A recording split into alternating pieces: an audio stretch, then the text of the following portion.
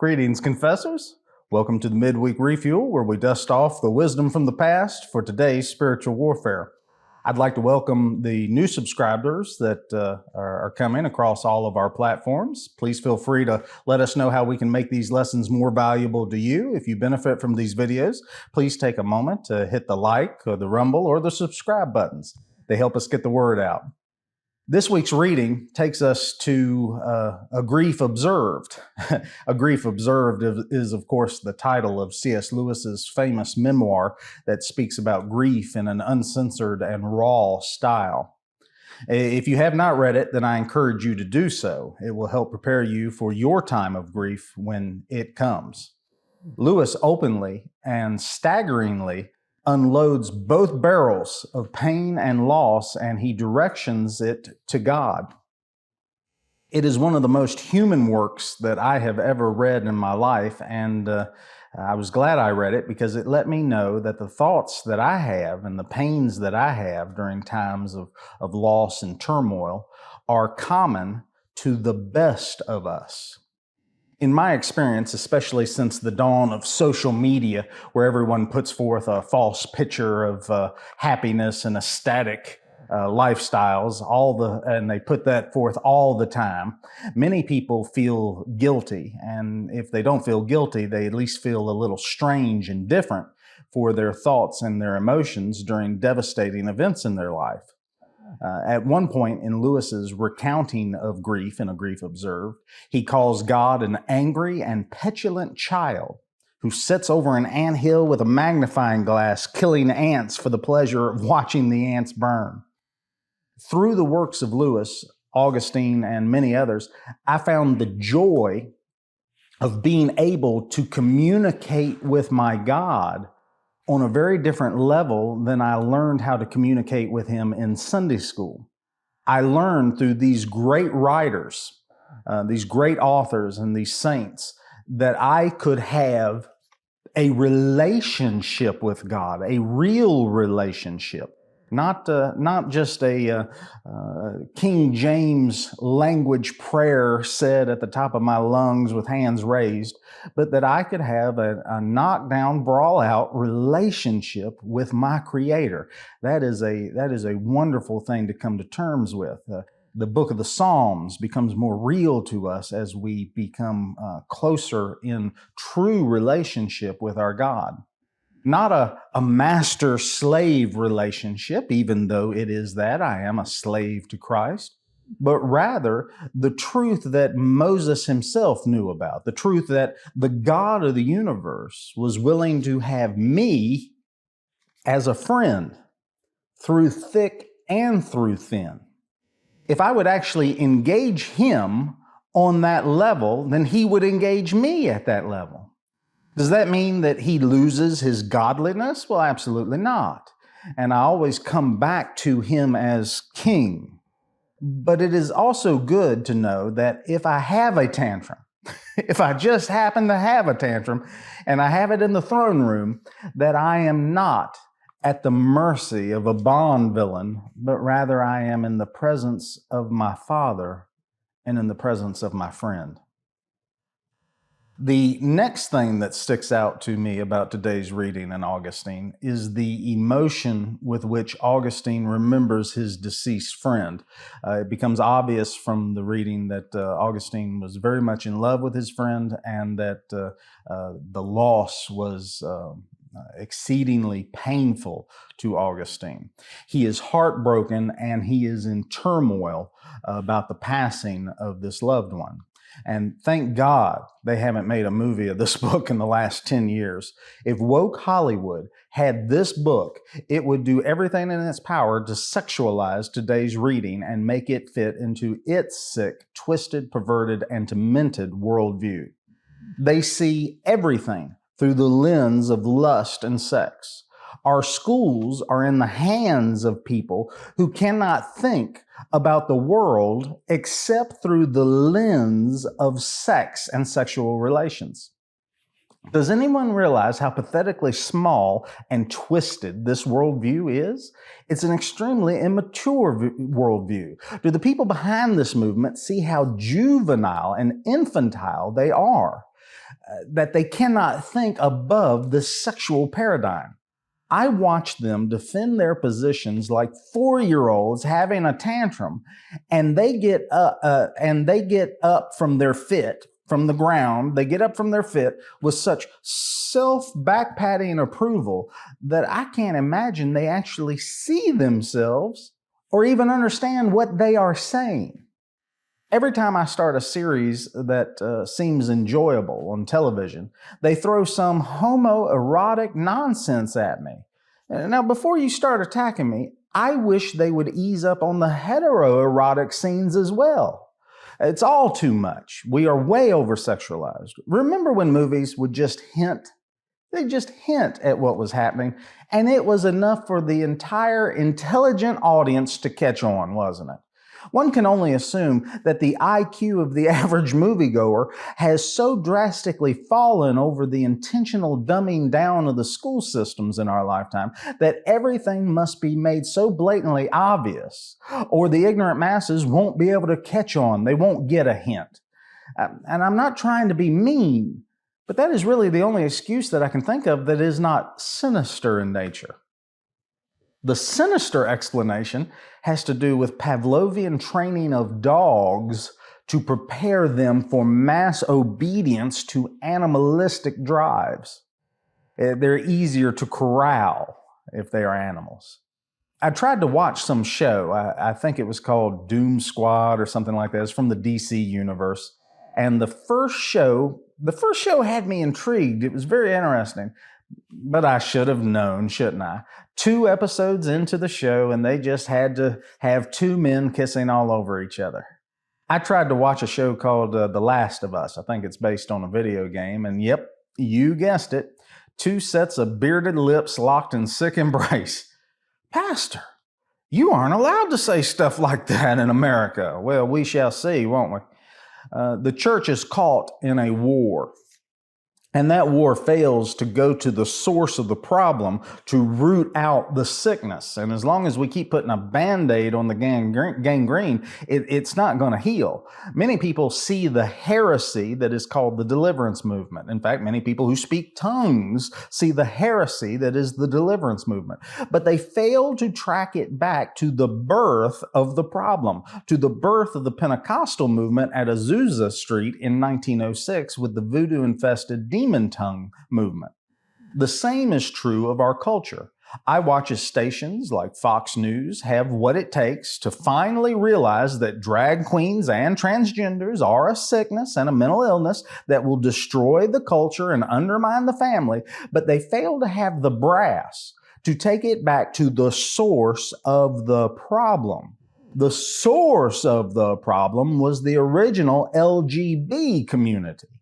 Healthy societies cannot survive while celebrating these lifestyles.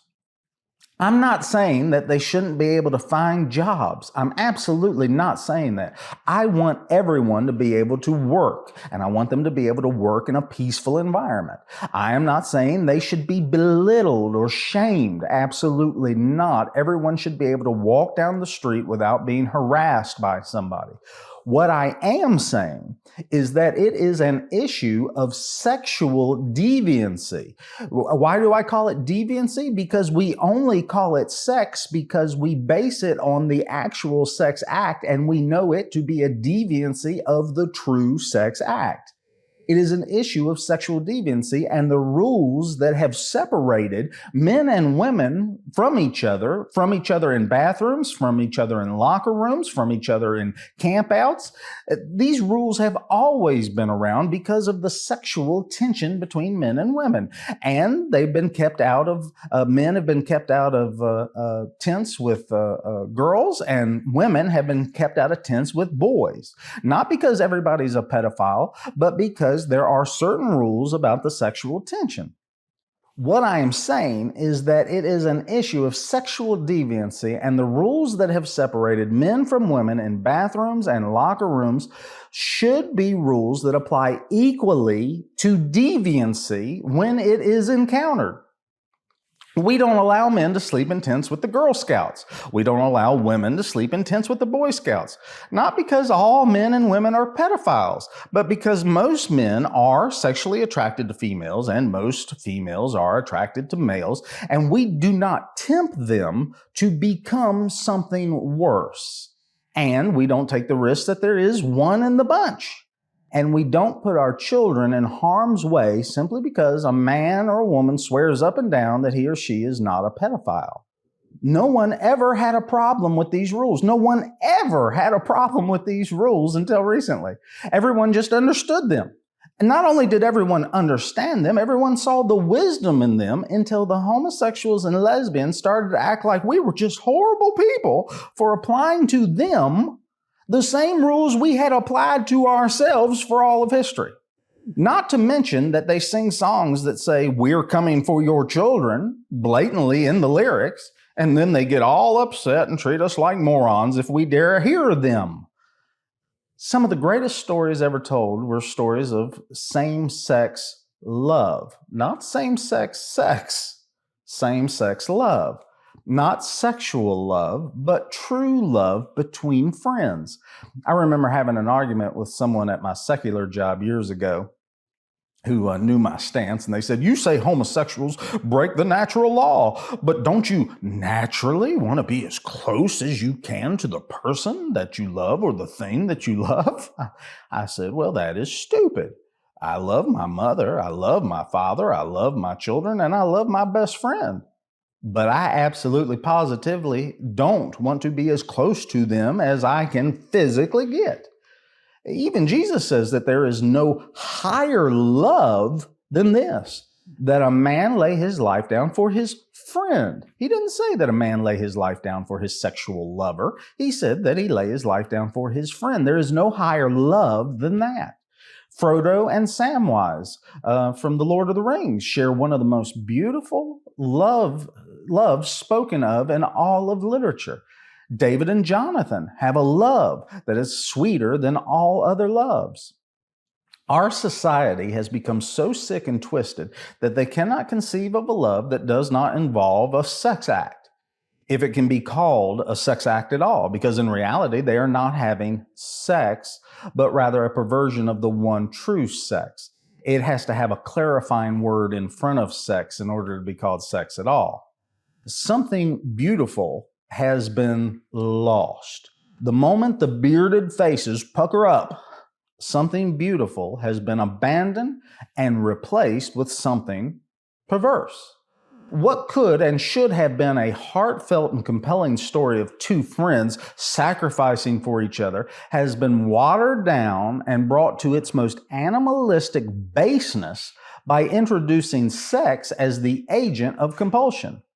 All of these stories that default to perversion could become 100% more compelling and 100% more uplifting by having friends that actually love each other, protect each other, and trust each other for no other reason than pure unsexual love. We have not gained anything but communal strife and a degenerate culture by embracing sexual deviancy. Look around, it's obvious. And what we have lost is sanity, honor, dignity, self-control, and a love that is respectable, and a love that can be taught to school children to help them understand sacrifice and fulfillment. A love that transcends sex and time and gives them something eternal to shape their minds, their hearts, and their legacies. A love that puts sex in its proper place, and a love that can elevate all people to the lofty position of children of God. This false love infiltrated the public school system. It infiltrated the government. It infiltrated the universities. And now, as the Asbury Revival displayed to the world, it is trying to invade the church. The church is the last bastion of sanity, and pastors must have what it takes to defend what the Bible says over what the culture says, even if it costs them their lives. The church must always be the light on the hill that reminds culture and governments what the world should look like when it stands in the light.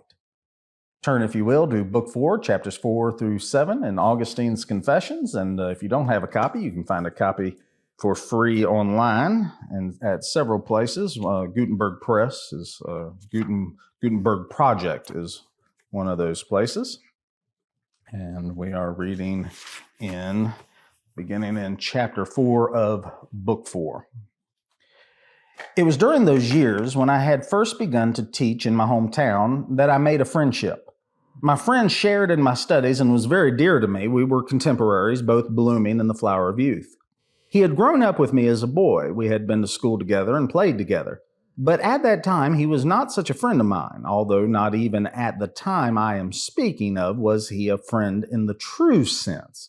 For it is only true friendship when you glue together those who cleave to you by diffusing your love in our hearts through the Holy Spirit, which you have given us.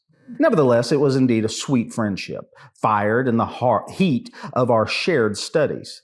While he was still a schoolboy, I had turned him away from the true faith, which by reason of his years he did not cling to truly or with any depth, and towards the superstitious and pernicious tales which made my mother weep for me. Now, as a man, he strayed in spirit with me, and my soul could not be without him.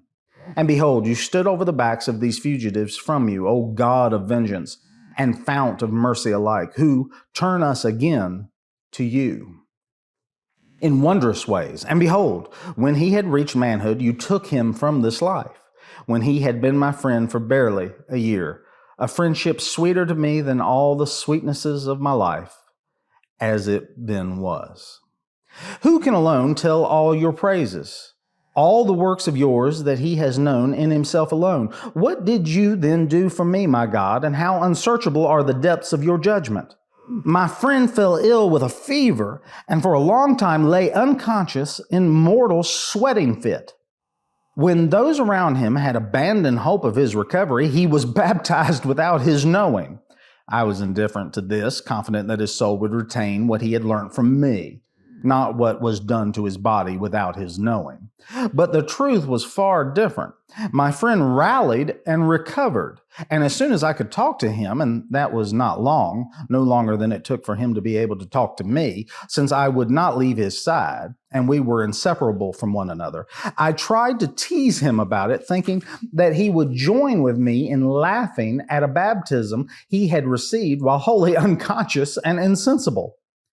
He, however, had learnt beforehand of the baptism he had received and shrank from me as if from an enemy. In a remarkable and sudden burst of plain speaking, he warned me that if I wanted to be his friend, I would have to stop talking to him like that. For my part, I was astonished and upset at this, and put all my own feelings on one side until he had recovered and had regained the full vigor of health. Then I thought I would be able to deal with him as I wished. But he was rescued from my madness, so that in you he might be reserved for my consolation. A few days later, when I was away, the fever struck again, and he died. What pain darkened my heart. All that I saw was death. My hometown was a torment to me, my home strangely cursed. All the things I had shared with him were, without him, transformed into grievous tortures. My eyes looked expectantly for him everywhere, but he was denied to their sight. I hated everything because it did not contain him, nor could anything now say to me, "Look, he is coming," as they could when he had been absent during his life. I became the object of my own investigation and asked my soul repeatedly why it was sorrowful and why did it trouble me so deeply, and it did not know what to say in return. And if I said, "Hope in God," it would not obey, and rightly. For the friend I had lost was, though a man, a thing more real and better than the illusion in which I bade my soul trust. Weeping alone was sweet to me, and took the place of my friend among the pleasures of my mind. Now, O Lord, all this is past. The pain of my wound has been assuaged with time. Can I now listen to you, the truth, and place my heart's ear by your lips so you can tell me why weeping is sweet to the wretched? Is it because, although you are everywhere present, you have put away our wretchedness from you and remain in yourself while we wallow in our own experiences? But if it were not to your ears that we cried out, we would have no hope left at all. Why is it then that from the bitterness of life we pluck this sweet fruit of groaning and weeping, of sighs and lamentation? Is it sweet inasmuch as we hope that you will hearken to us? In the case of prayers, this is indeed so, because prayers long to reach their destination. But what when we mourn and grieve for something lost, as I was wrapped in grief at that time? I did not hope to see him come back to life, nor when I wept did I pray that he might do so. I only mourned and wept. I was wretched. I had lost my source of gladness, or is weeping too a bitter thing, whose pleasure lies in the loathing we feel for things we enjoyed previously and now abhor. But why do I say all this? It is not now time for questions, but time to confess to you. I was wretched. My whole mind was wretched, bound by its friendship with things mortal and torn in pieces when it lost them. It was then that I felt the wretchedness which had afflicted me even before I lost them. Such I was at that time. I kept weeping bitterly, and in bitterness I lay down to rest. I was wretched, but I still loved my wretched life more than I had loved my friend. However much I wished to change my life, I would not have preferred to lose it rather than to lose my friend. I'm not even sure that I would have been willing to die in his stead, like Orestes or Pylades. In the story, if it is any more than a story, who, it is said, were prepared to die for each other or to die together, since it would have been worse for them if both were not alive together. In me, there arose completely the opposite feeling. I was oppressed with both a weariness of life and a dread of death. I think that the more I loved my friend, the more I hated and feared death as my most implacable enemy, supposing that if it could devour him, it might suddenly swallow up all mankind. Such, I remember, was my condition throughout. Look on my heart, O God, look within. See me as I remember. You, my hope, who cleanse me from the taint of such feelings, who direct my eyes towards yourself, who draw my feet out of the snare. I was astonished that other mortals lived, since he, whom I had loved as if he were immortal, was dead. And even more astonished that though he was dead, I, his other self, lived. He spoke rightly who said that his friend was half his soul. I felt that my soul and my friends were one soul in two bodies, and life filled me with horror, as I had no wish to live on, a mere half of myself. Perhaps, too, I dreaded death for this same reason, fearing that he whom I had loved so much would die utterly. What madness it is that men do not know how to love their fellow men as men. What a fool is man, indulging in excessive grief over the lot of mankind. This is what I then was. Thus I was borne to and fro on the tide of my feelings, sighing, weeping, grieving, knowing no rest, taking no counsel. I hauled around a soul cut in two and bloody, weary of my hauling, and I found no place to lay it down. Nowhere would it rest, not in the greenness of the woods, not among the music of the theater, not amid the sweet scents of nature, not in the sumptuousness of the banqueting hall, not the pleasures of bedroom and bed, not even in books and poetry. All these things filled me with horror, the very light of day. Anything that was not the same as him battered me relentlessly and was loathsome to me beyond the reach of tears and groans. In these alone did I find what little rest I did. But as soon as my soul was taken away from these solaces, it weighed me down with a huge burden of misery. I knew that its relief and cure lay with you, O Lord, but I had neither the will nor the strength, all the more so since when I thought of you, you were nothing solid and reliable to me. For it was not you, but an empty illusion, and my misapprehension was my God. If I tried to lay down my burden with that God, it would slip through the void and fall back on me. And I remained to myself a barren land in which I could not exist and from which I could not retire. From where could I flee from my heart? Where could I flee from myself? Where would I not follow myself? But nevertheless, I fled from my hometown. My eyes sought my friend less where they were not used to see him. And from the town of Thagast, I came to Carthage.